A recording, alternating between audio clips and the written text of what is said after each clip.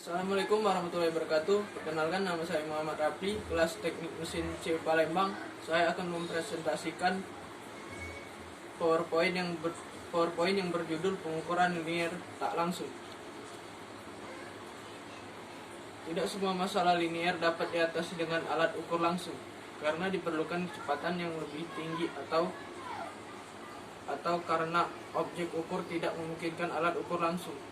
Untuk diperlukan pengukuran secara tak langsung yang dilaksanakan dengan menggunakan dua jenis alat ukur, yaitu alat ukur standar dan alat ukur pembanding. Blok ukur. Blok ukur adalah alat ukur standar, mempunyai dua permukaan yang sangat halus, rata dan sejajar, dan dua muka dibuat dengan jarak nominal tertentu. Harga nominal ini bisa dikatakan teliti atau accurate karena dibuat dengan mengacu pada rancangan jarak dengan toleransi dimensi yang sangat kecil. Tingkat kualitas 0, 01 atau 0, sehingga bisa dipakai sebagai acuan dalam pengukuran tak langsung. Sifat-sifat blok ukur, pemakaian blok ukur, cara ukur. Sifat-sifat blok ukur. 1. Tahapan aus karena kekerasan tinggi. 2. Tahan korosi, serupa dengan stainless steel. 3. Koefisien muai yang sama dengan baja komponen mesin. 4. Kestabilan dimensi yang baik. Pemakaian blok ukur.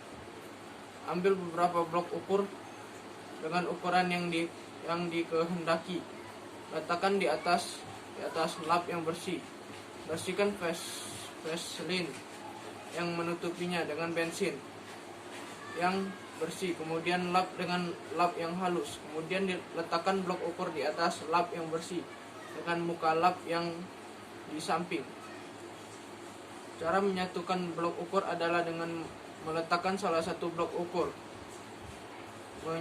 menyilang 90 derajat terhadap blok ukur dengan ukuran yang lain, dan diletak yang cukup salah satu diputar sehingga sejajar.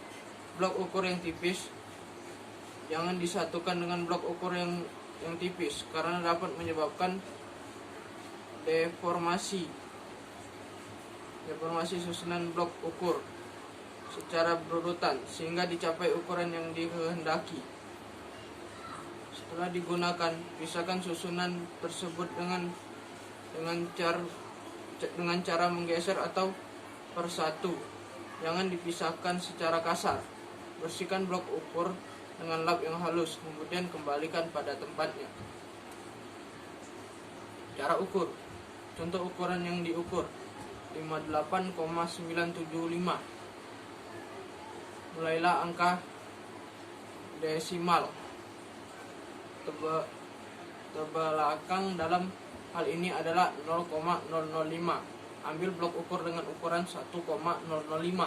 Sisa ukuran 58,975 min 1,005 sama dengan 57,970. Perhatikan dua desimal terakhir. Ambil ukuran 1,47 karena ukuran 1,97 tidak tersedia. Sisa ukuran adalah 56,5. Ukuran itu dapat dipilih blok ukur 0,5 dan 50 mm. Dengan demikian diperoleh susunan sebagai berikut: 1,005 tambah 1,47 ditambah 9,5 tambah 50 sama dengan 58,975. Teleskopik gauge. Teleskopik gauge merupakan salah satu dari macam-macam alat ukur yang ada. Teleskopik gauge berfungsi untuk mengukur diameter dalam suatu benda yang memiliki diameter yang kecil atau tidak dapat diukur dengan alat ukur mikrometer dalam. Range ukuran teleskopik gauge. Teleskopik AA 8 min 12,7 mm. Teleskopik A 12,7 min 19 mm, teleskopik B 19,3 min 32 mm, teleskopik C 32, min 54 mm, teleskopik D 54 min 90 mm, teleskopik E 90 sampai 150 mm. Bagian dan fungsi pada teleskopik gauge. 1. Anvil, bagian yang akan kontak langsung dengan benda kerja, sebagai sensor yang menentukan diameter dari benda kerja yang diukur. 2. Internal spring, pegas yang berada di dalam silinder pembungkus anvil, berfungsi sebagai pengaruh gerak dari anvil.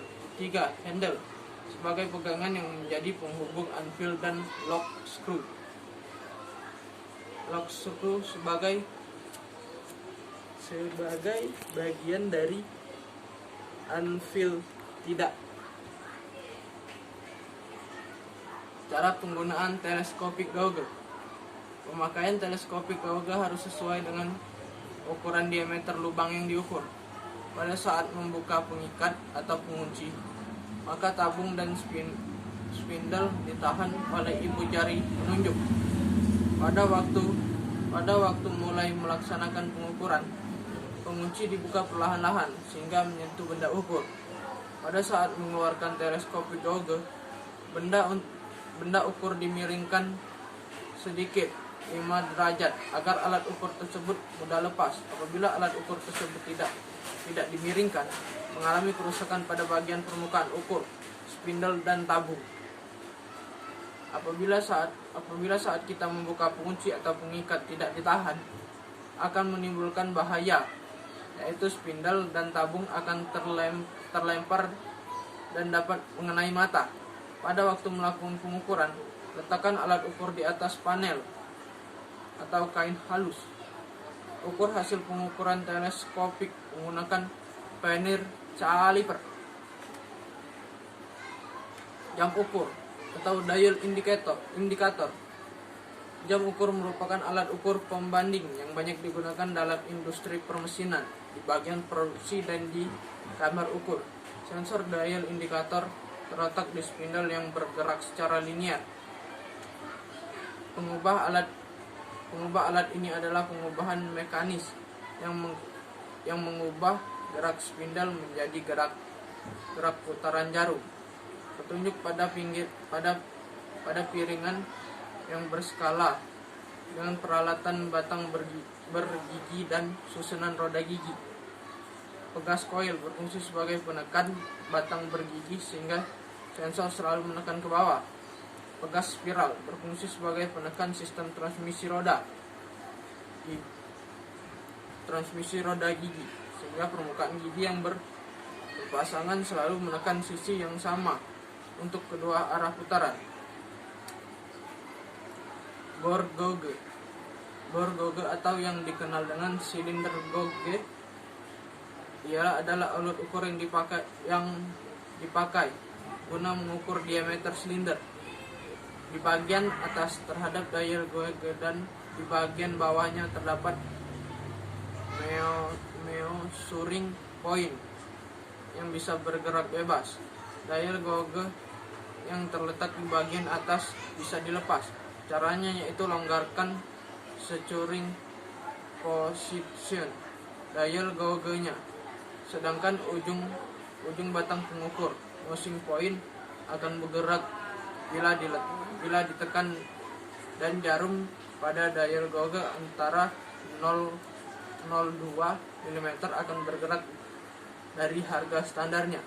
Di sisi lain terdapat replacement rod yang panjangnya beragam tergantung pada kebutuhan, yang dilengkapi dengan reflex security threads, merupakan semacam mur pengikat yang berfungsi untuk mengunci supaya replacement rod dan washer-nya tidak lepas ketika bore gauge digunakan. Dial caliper gauge merupakan salah satu alat ukur di mana mengubah skala menggunakan pengubah mekanik. Cara membaca skala.